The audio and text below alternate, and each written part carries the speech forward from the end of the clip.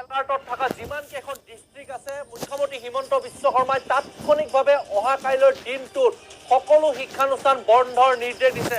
অৰ্থাৎ অহা কাইলৈ বতৰ বিজ্ঞান কেন্দ্ৰই যিকেইখন ডিষ্ট্ৰিক্টৰ বাবে যিকেইখন জিলাৰ বাবে ৰেড এলাৰ্ট জাৰি কৰা জিলাকেইখনত যিমান শিক্ষানুষ্ঠান আছে চৰকাৰী হওক ব্যক্তিগত হওক, মুখ্যমন্ত্ৰী হিমন্ত বিশ্ব শৰ্মাই কিছু মুহূৰ্তৰ পূৰ্বে টুইট কৰি কৈছে অহা কাইলৈ সকলো শিক্ষানুষ্ঠান বন্ধ ঘোষণা কৰিছে আৰু বন্ধ ৰখাৰ নিৰ্দেশ প্ৰদান কৰিছে মুখ্যমন্ত্ৰী হিমন্ত বিশ্ব শৰ্মাই।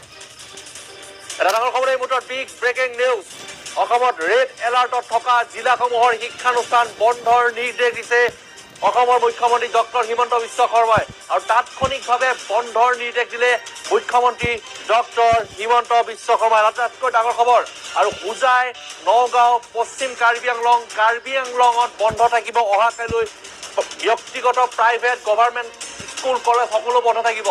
আৰু গোলাঘাট, ডিমা